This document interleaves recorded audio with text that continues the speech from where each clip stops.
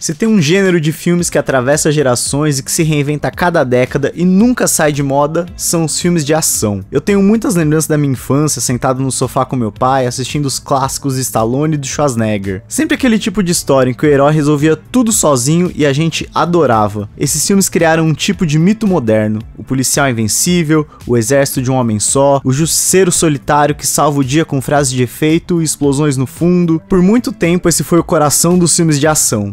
Simples, direto, exagerado e incrivelmente divertido. E o mais curioso é que eles ainda estão por aí. Mesmo com toda a mudança no cinema e nos hábitos do público, os filmes de ação continuam muito relevantes. É só você abrir qualquer catálogo de streaming ou em qualquer cinema, sempre vai ter um título de ação novo por lá. Eles nem sempre são bons, isso é verdade, mas eles estão aí. Enquanto alguns gêneros como a comédia romântica praticamente sumiram do cinema e migraram pro streaming, já os filmes de ação seguem vivos com franquias como John Wick, Missão Impossível, Top Gun, até os filmes de herói, que hoje em dia são grandes blockbusters do entretenimento. Mas apesar das explosões, das lutas e dos tiroteios continuarem nos divertindo, muita coisa mudou nas últimas décadas. Por isso eu resolvi investigar como esse gênero evoluiu, como os filmes de ação se adaptaram, o que foi deixado pra trás, o que melhorou, o que piorou e, claro, tentar responder aquela dúvida que todo mundo tem em algum momento. Será que os filmes de ação antigamente eram melhores do que os de hoje em dia? Pra entender como os filmes de ação chegaram nisso aqui, a gente precisa voltar um pouco no tempo. Lá nos anos 70, quando um protagonista improvável surgiu em Hollywood. Bruce Lee era um artista marcial nascido nos Estados Unidos, mas criado em Hong Kong. E naquela época tentar uma carreira como um astro de cinema em Hollywood, sendo um homem asiático, era quase impossível. Os papéis principais eles eram reservados a homens brancos, e os atores asiáticos geralmente faziam papéis caricatos. Isso quando não eram substituídos por atores brancos usando maquiagens amarelas. Sim, isso acontecia. Bruce Lee entrou nesse cenário com velocidade, técnica e principalmente carisma. Ele não precisou de frase de efeito nem arma futurista. Bastava um olhar, um chute no tempo certo e um gritinho e pronto. Ele virou um novo herói de ação, ágil, elegante, filosófico e letal. E não era só ele que era diferente, o próprio cinema era outro. O ritmo era mais lento, as cenas de ação pareciam brigas de bar mal ensaiadas, os tiroteios eram no estilo Velho Oeste. E olha, algumas dessas cenas eram tão travadas que dava até a impressão que o ator tava mesmo tomando um soco na cara só pra render. O Bruce Lee ele trouxe algo inédito, lutas extremamente coreografadas e um estilo de luta único. Ele queria realismo e impacto nos filmes dele. E bom, ele conseguiu. E o auge disso tudo veio com Operação Dragão, de 1973. Era um filme que misturava espionagem, torneio de artes marciais, uma vibe meio James Bond, só que com lutas muito melhores. Foi o primeiro filme de artes marciais a ter grande produção em Hollywood e transformou o Bruce Lee numa lenda global. O que contribuiu para isso também foi que o filme foi lançado depois da morte do ator, mas a elegância logo daria espaço para a força bruta. A grande revolução dos filmes de ação virou alguns anos depois. Lá nos anos 80, com a ascensão dos grandes heróis musculosos. E aqui não tem muito segredo, é o Arnold Schwarzenegger e o Sylvester Stallone. Eles eram os reis daqueles filmes de brucutu.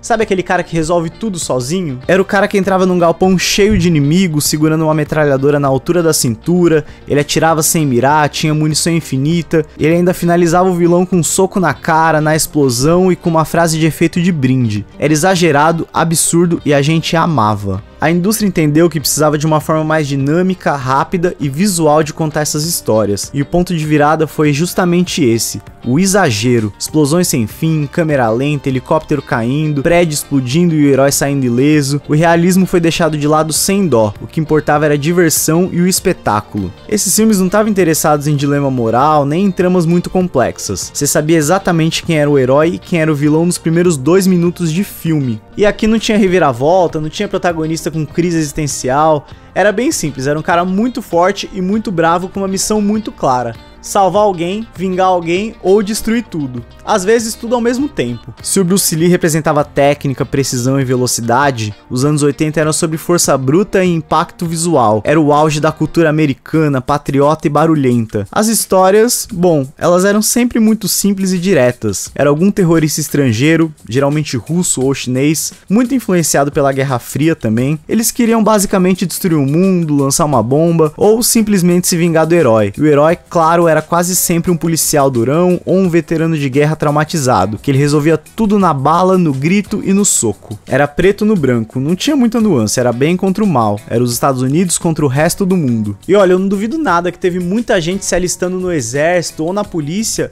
achando que a vida era igual a um filme do Stallone.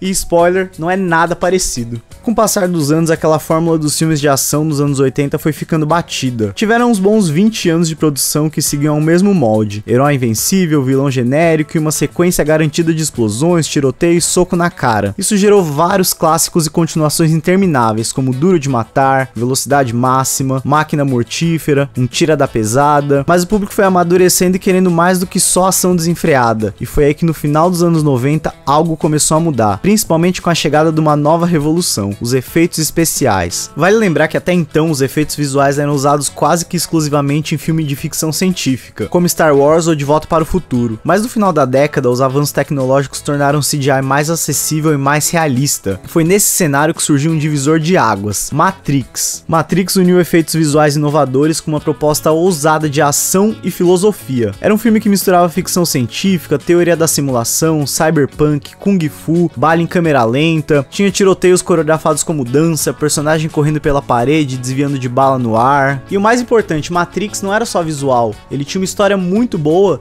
e influências completamente aleatórias para Hollywood na época. Eles tinham influência em videogame, em animes, tinha influência em filme de Hong Kong antigo.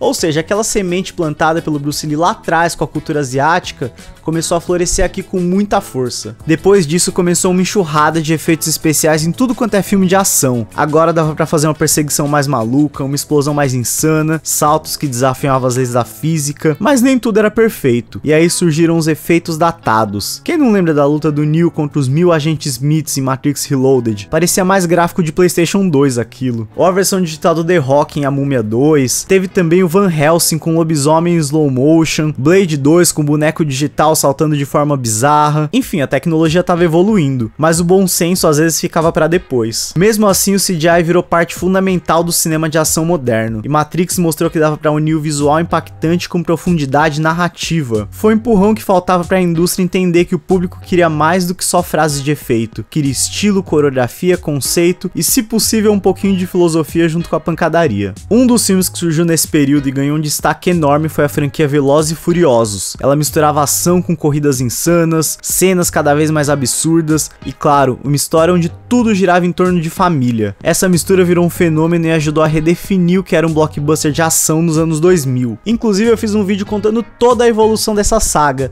desde os rachas de rua até os carros no espaço. Eu vou deixar um link recomendado aqui para vocês darem uma olhada no vídeo depois, mas ó, antes dá um like nesse vídeo aqui e espera ele terminar para ir lá. E finalmente, depois de um tempo dos efeitos especiais evoluírem, a ponto da gente nem conseguir identificar o que era realidade, o que era efeito, a gente chegou numa era em que qualquer história podia ser contada de forma realista. Dava pra mostrar um alienígena que parecia vivo, cidades sendo destruídas com detalhes, tiroteios insanos e lutas que pareciam que tinham saído de uma competição de verdade. Mas aí aconteceu algo curioso. Com a tecnologia alcançando esse nível, muitos filmes começaram a seguir um caminho inverso, começaram a se aproximar da realidade de forma consciente, um movimento onde diretores e produtores faziam questão de esconder os efeitos visuais. Virou motivo de orgulho dizer que eles usavam o mínimo possível de CGI. E olha, às vezes rolava até uma mentira dos diretores e produtores falando que eles não usaram nenhum efeito especial nos filmes. Nos bastidores eles mostravam carros sendo jogados de avião, os atores suando, pulando, caindo, se quebrando, tudo feito de verdade. O uso de dublês começou a se tornar mais comum, os treinamentos físicos dos atores viraram parte da divulgação desses filmes, e essa busca pela verdade acabou gerando um resultado inesperado. John Wick, um filme feito praticamente só de ação, do início ao fim, mas com uma abordagem que misturava coreografia com uma estética elegante, e principalmente com um protagonista que não parecia imortal. Ele apanhava, levava tiro, facada, era arremessado de lugar alto e continuava lá, seguindo em frente. Agora virou até normal em alguns filmes o protagonista ser gente como a gente. Às vezes bate até aquele medo de que ele pode morrer no meio do filme. Um grande mérito dos efeitos hoje em dia, inclusive, é ajudar a construir essas cenas absurdas de forma invisível. Muitas vezes são sequências longas, em plano sequência, onde várias coisas acontecem ao mesmo tempo e tudo parece contínuo, sem cortes. E disso surgiu até um nome para esse tipo de filme de ação, o Gun Fu. É uma mistura de artes marciais, perseguição, tiroteio, tudo ao mesmo tempo. Filmes como Mad Max, Baby Drive, Atômica são bons exemplos disso. Os protagonistas geralmente eles terminam mais machucados do que eles começaram o filme. Filmes de ação sempre tiveram essa cara de exagero que a gente simplesmente adora assistir. Eles são cheios de cenas marcantes, frases icônicas, explosões absurdas e aquela sequência que a gente procura no YouTube só pra dar risada e relembrar. E claro, sempre vem aquele clássico comentário do seu pai ou do seu tio: ah lá, já começou a mentirada. Mas a verdade é que a gente ama essa mentirada. A gente quer ver o impossível, o exagerado, o herói levantando depois de cair de um prédio. E eu me peguei pensando, qual vai ser o próximo passo dos filmes de ação? O que eles vão fazer agora? Será que agora vem uma nova onda inspirada em jogos de videogame? Ou será que o futuro tá mesmo na realidade virtual, com experiências mais imersivas? Talvez a IA comece a criar coreografias impossíveis? Ou quem sabe o Tom Cruise descubra mais 5 formas de quase morrer gravando um filme? A verdade é que não importa muito qual vai ser a próxima tendência, porque seja qual for ela, a gente vai continuar assistindo. A gente vai no cinema, vê em casa, com os amigos, com os filhos. A gente vai comentar uma cena absurda, repetir uma frase de efeito e também sair empolgado querendo ser o herói por 5 minutos. Porque os filmes de ação, eles acabam sendo uma forma da gente se divertir e de ver alguém fazendo algo impossível. Bem-vindos, meu nome é Marcelo Busato, eu sou um curioso que adora coisas aleatórias e cinema. Eu resolvi fazer esse vídeo porque a ação é o meu gênero preferido de filmes. Eu lembro de ver muitos filmes no cinema, acompanhar sagas, ver em casa e até acompanhar com meu pai quando era criança, assistir Máquina Mortífera, Tango Cash e diversos outros filmes que uma criança não deveria estar assistindo, mas sempre era muito divertido. E bom, eu queria agradecer vocês que ficaram até aqui, pedir para vocês curtirem esse vídeo, se inscrever no canal e bom, valeu, até a próxima.